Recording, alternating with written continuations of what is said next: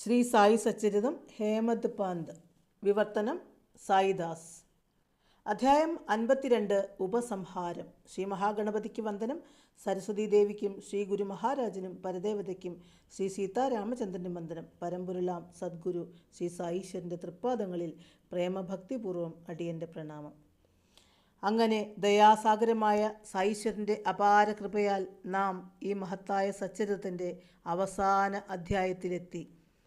അവിടുത്തെ അനുഗ്രഹമില്ലാതെ ആർക്കാണ് എന്തെങ്കിലും ചെയ്യാനാകുക?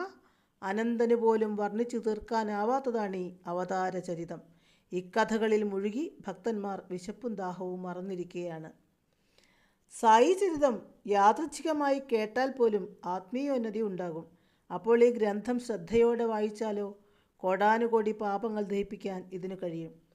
ജനന മരണങ്ങളുടെ ഒടുങ്ങാത്ത ദുഃഖത്തിൽ നിന്ന് രക്ഷ നേടാൻ ഇതേ വഴിയുള്ളൂ. സായി കഥകൾ കേൾക്കുക, നിരന്തരം അവിടുത്തെ തിരുനാമം ജപിക്കുക. നദി സാഗരത്തിലെത്തിയാൽ പിന്നെ നദിയില്ല, നദി സാഗരമായി മാറുന്നു. നാം സായിയിൽ ചെല്ലുന്നതോടെ നാം ഇല്ലാതെയായി, നാം ആ മഹത്തായ ചൈതന്യമായി മാറുകയായി. രണ്ട് പ്രകാശങ്ങൾ പരസ്പരം ചേർന്നാൽ പിന്നെ രണ്ടില്ല, ഒന്നേയുള്ളൂ. നാം സായിയെ ആശ്രയിച്ചാൽ പിന്നെ നാം സായിയുമായി ഒന്നായി. കർപ്പൂരത്തിൽ നിന്നും സുഗന്ധം മാറ്റാനാകുമോ? സൂര്യനിൽ നിന്ന് പ്രകാശവും സ്വർണത്തിൽ നിന്നും അതിൻ്റെ തിളക്കവും വേർതിരിക്കാൻ സാധിക്കുമോ? അതുപോലെ സായിയിൽ ആകൃഷ്ടനായാൽ പിന്നെ ഭക്തന് സായിയിൽ നിന്നും വേറിടാനാവില്ല. അവൻ്റെ സമസ്തവും അവിടുന്ന് തന്നെ. പ്രിയ ശ്രോതാക്കളെ, സജ്ജനങ്ങളെ, ഉത്തമ ഭക്തന്മാരെ, നിങ്ങളെല്ലാം ഞാൻ വന്ദിക്കുന്നു. എത്ര ക്ഷമയോടെ ഭക്തിയോടെ നിങ്ങൾ ഇക്കഥകൾ കേട്ടിരുന്നു. നിങ്ങൾ അതീവ ശ്രദ്ധയോടെ സായി ചരിതം കേൾക്കുമ്പോൾ സായീശ്വരൻ എന്നിൽ എത്രയോ അനുഗ്രഹം ചൊരിയുന്നു. ഞാൻ എത്ര ആനന്ദം അനുഭവിക്കുന്നു. നമുക്കെല്ലാം അറിയാം എത്ര ഭീകരമാണ് സംസാരസാഗരമെന്ന്. കാമ, ക്രോധ, ലോഭ, മോഹാദികളാകുന്ന മുതലകൾ, അപവാദം, അസൂയ, അവജ്ഞ, ഇങ്ങനെ എണ്ണിയാലൊടുങ്ങാത്ത ക്രൂരജന്തുക്കൾ വേറെ. ഈ ഭീകരമായ സംസാരസാഗരം സായീശ്വരൻ അഗസ്ത്യ മഹർഷിയെപ്പോലെ വലിച്ചു കുടിച്ചു വറ്റിക്കുന്നു. അങ്ങനെ നമ്മെ രക്ഷിക്കുന്നു. അതിനാൽ തെല്ലുമേ ഭയം വേണ്ട. സായിനാഥൻ കൂടെയുണ്ടെങ്കിൽ നമ്മെ ആർക്കും ഒന്നിനും വിഷമിപ്പിക്കാനാവില്ല, തൊട്ടു നോവിക്കാൻ പോലും സാധ്യമല്ല. അവിടുത്തെ കൃപയാൽ വിഷയാനന്ദങ്ങൾ പരിത്യജിക്കാനുള്ള ശക്തിയും നമുക്ക് ലഭിക്കും. അനന്തകൃപാനിധിയായ കരുണാനിധിയായ പ്രേമാവതാരമായ സായീശ്വര, അവിടുത്തെ തൃപ്പാദങ്ങളിൽ കെട്ടിപ്പിടിച്ച് ഞാൻ പ്രാർത്ഥിക്കുകയാണ്. മഹാപ്രഭോ സായീശ്വര, ഈ ഗ്രന്ഥം എല്ലാ ഗൃഹങ്ങളിലും നിത്യപാരായണത്തിനായി ഉണ്ടാകണമേ.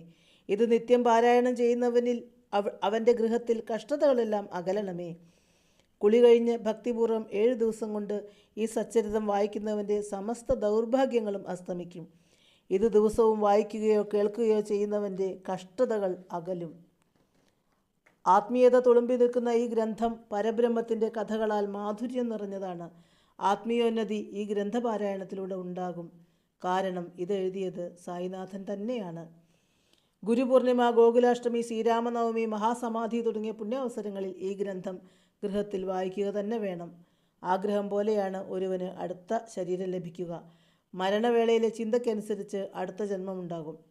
ഭക്തജന സംരക്ഷകനാണ് സായീശ്വരൻ. അവിടുത്തെ പ്രേമം അനിർവചനീയം. അമ്മയ്ക്ക് കുഞ്ഞിനോട് പോലും ഇത്ര പ്രേമമുണ്ടാവുകയില്ല.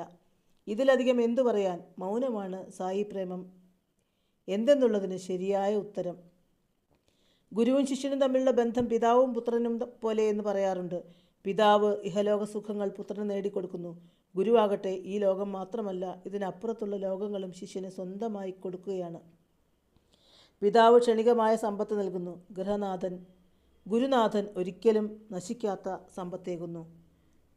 അമ്മ കുഞ്ഞിനെ ഗർഭത്തിൽ സുരക്ഷിതമായി വളർത്തി ഈ ലോകത്തേക്ക് കൊണ്ടുവരുന്നു.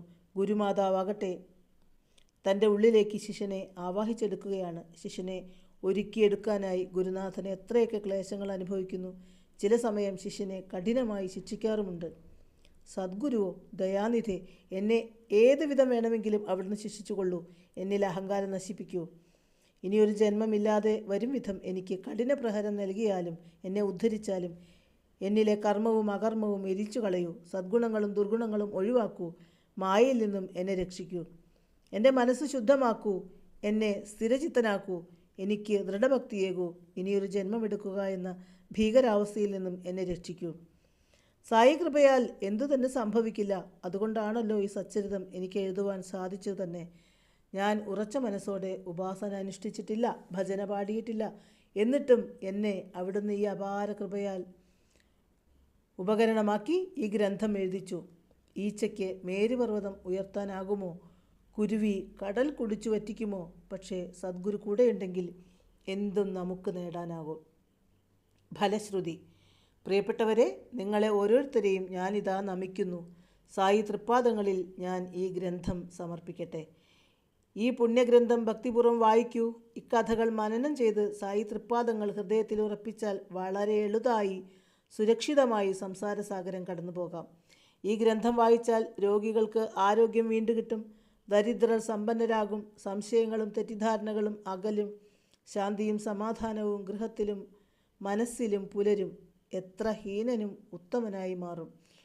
അപസ്മാരം, ഭൂതാദിക്ലേശങ്ങൾ എന്നിവയാൽ വിഷമിക്കുന്നവർക്ക് ഈ പുണ്യചരിതം ആവർത്തിച്ചു വായിച്ചാൽ അതിൽ നിന്നും മുക്തി നേടാം. മൂകനും മുടന്തനും ദുർബലനും ഈ പുണ്യചരിത പാരായണവും ശ്രവണവും ആനന്ദമേകും. അജ്ഞതയിൽ മുഴുകി ഈശ്വരനെ മറന്ന് വിഷയസുഖങ്ങളിൽ ആണ്ട് കഴിയുന്നവർ പോലും ഈ ഗ്രന്ഥപാരായണത്താൽ ഉദ്ധരിക്കപ്പെടും. സായീശ്വരൻ്റെ പ്രവൃത്തികൾ അചിന്ത്യമാണ്. സായി കഥാസാഗരത്തിൽ ആഴത്തിൽ മുങ്ങൂ. നിങ്ങൾ നരകയാതനകളിൽ നിന്നും മുക്തനാകും. മറ്റുള്ളവരോട് സായി മഹിമകൾ പറയൂ. നവനവങ്ങളായ ആധ്യാത്മിക അനുഭൂതി അപ്പോൾ അനുഭവിക്കാൻ സാധിക്കും. സായിയെ സദാ ധ്യാനിക്കൂ. അപ്പോൾ ആ മോഹനരൂപം മെല്ലെ മെല്ലെ മാഞ്ഞ് നിങ്ങളെ ബ്രഹ്മജ്ഞാനത്തിലേക്ക് നയിക്കുന്നത് അറിയാം. ഈ സച്ചരിതം ആരാണോ കുളി കഴിഞ്ഞ് ഭക്തിപൂർവ്വം ഒരാഴ്ച കൊണ്ട് വായിച്ചു സമർപ്പിക്കുന്നത് അയാളുടെ സകല ദുരിതങ്ങളും ഒടുങ്ങും, ആനന്ദം ലഭിക്കും. ഇത് നിത്യപാരായണം ചെയ്യുന്ന ഭക്തന് യാതൊരു അപകടങ്ങളും ഉണ്ടായില്ല. ധനാഗ്രഹിക്ക് ധനം ലഭിക്കും. വ്യാപാരി തൻ്റെ മേഖലയിൽ വിജയിക്കും. ഓരോരുത്തരും അവരവരുടെ ഭക്തിവിശ്വാസങ്ങൾക്കനുസരിച്ച് ഫലം നേടും. രോഗി സുഖപ്പെടും. സായി പ്രസാദിച്ചാൽ അവിടുന്ന് നിങ്ങളുടെ അജ്ഞാനവും ദാരിദ്ര്യവും അകറ്റും. ജ്ഞാനവും ധനവും സമൃദ്ധിയും നിങ്ങളിൽ വർഷിക്കപ്പെടും. നിത്യവും ഓരോ അധ്യായം നിഷ്ഠയായി വായിക്കുന്ന ഭക്തൻ ഉപരിപരി ആനന്ദം നേടും. മനസ്സിലെ ദുർവാസനകൾ നശിക്കും. മനധൈര്യം ലഭിക്കും. പ്രിയമുള്ളവരെ, ഞാൻ ഹേമത് പാന്ത് വീണ്ടും വീണ്ടും നിങ്ങളെ നമിക്കുന്നു. സായീശ്വരനെ ഒരിക്കലും മറക്കരുതേ. അത്യധികം ശുദ്ധിയോടെ അവിടുത്തെ ലീലകൾ വായിക്കൂ, കേൾക്കൂ. സായിനാഥൻ നിങ്ങൾക്ക് സേവനം ചെയ്യുന്നതിൽ അതീവ തൽപരനും സന്തുഷ്ടനുമാണ്. എല്ലാവർക്കും സായി തൃപ്പാദങ്ങളിൽ ഉറച്ച ഭക്തിയും പ്രേമവും ഉണ്ടാകട്ടെ. സദാ അവരുടെ മനസ്സിൽ ആ ദിവ്യ കോമള രൂപം തിളങ്ങട്ടെ. സകല ജീവജാലങ്ങളിലും സായിയെ കണ്ട് എല്ലാവരെയും സ്നേഹിക്കാനും സേവിക്കാനും കഴിയുമാറാകട്ടെ. സകല ജീവജാലങ്ങളിലും സായിയെ കണ്ട് എല്ലാവരെയും സ്നേഹിക്കാനും സേവിക്കാനും കഴിയുമാറാകട്ടെ. 52-ാം അധ്യായം സമാപ്തം. ഓം അസഹായ സഹായായ നമഃ.